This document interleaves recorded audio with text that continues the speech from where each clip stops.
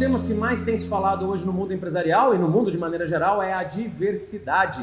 Mas será que as pessoas estão falando por convicção, porque acreditam nisso, ou é uma modinha, principalmente nas empresas? É tão legal a gente falar coisas que as pessoas falam. Será então que nas empresas a diversidade chegou de verdade, ou é só uma tendência de um assunto que as pessoas falam porque parece descolado, cool ou bonito falar sobre isso? Alexandre, qual que é a sua opinião aqui no nosso Café no Teatro? O que acontece? Diversidade é um assunto que veio para ficar? Eu acho que sim. Na realidade é até uma moda sim, mas não é um modismo. Acho que ela é temporariamente uma moda, mas é que ela veio para ficar, né? Eu acho que existe um termo em alemão que chama Zeitgeist, que é o espírito da sua época, né? E o espírito da época é esse, é de inclusão, é de mais diversidade. E uma coisa que eu acredito é que já se fala nisso há algum tempo, né? Mas o mercado às vezes ele demora para reagir, e hoje eu acho que esse é um movimento profundo, né? Então, e eu acho também que ele tem um componente de pragmatismo, né?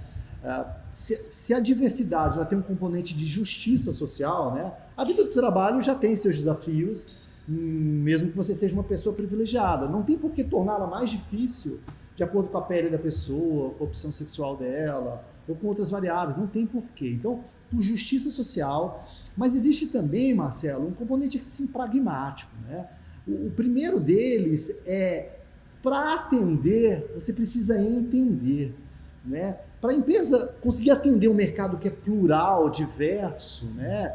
Ela precisa ter esses componentes dentro dela, senão ela não vai conseguir entender, né? Ela só vai conseguir atender aquele mercado se ela souber como funciona, se dentro dela mesmo houver esse tipo de célula, né, social. E a outra coisa também é que a diversidade, já está provado, gera mais criatividade e inovação.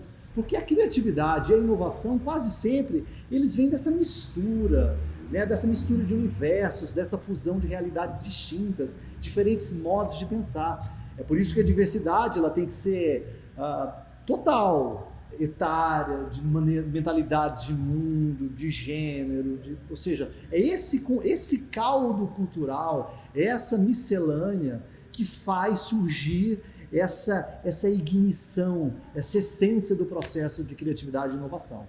E é esse ponto que eu queria me ater, Alexandre, a questão da inovação como uma vantagem competitiva para os negócios. Por isso que eu não acredito que seja realmente um modismo. Sim, está na moda, como você bem disse, muita gente está falando disso. Mas é porque as empresas perceberam que isso se transforma numa vantagem competitiva quando efetivamente você coloca pessoas diferentes para pensarem em torno de problemas comuns no negócio. A gente chama isso de diversidade cognitiva, quando você tem pensamentos diferentes em torno de um único problema, e isso é muito bem-vindo. Quando a gente fala de inovação efetiva, a gente está falando também de sinergia, ou seja, pontos de vistas diferentes que constroem soluções. E essa solução será muito melhor quando elas partirem de visões tridimensionais. É claro que é muito mais fácil você chegar num acordo com alguém que pensa exatamente igual a você.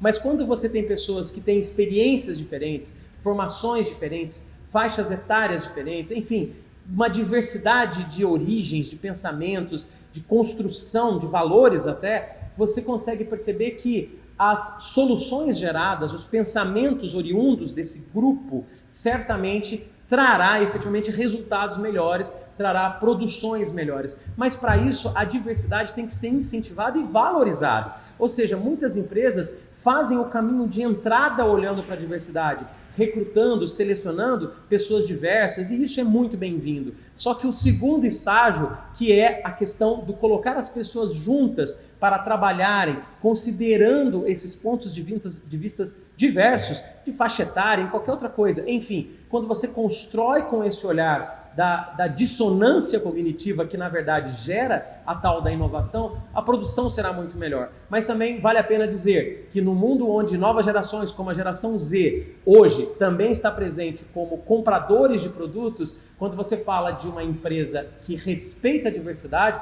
ela será naturalmente mais querida pelos potenciais clientes. E isso também é muito bem-vindo no mundo dos negócios. Sem dúvida alguma. E você tocou num aspecto, que é esse aspecto etário, e ele é fundamental pelas duas pontas. Eu acho que as novas gerações, elas não se enxergam trabalhando numa empresa que não tenha diversidade, porque o mundo deles é composto de diversidade, Então, se não for uma empresa diversa, elas não conseguirão atrair e reter esses melhores talentos. Ela pode sofrer até um problema de relações públicas, de imagem.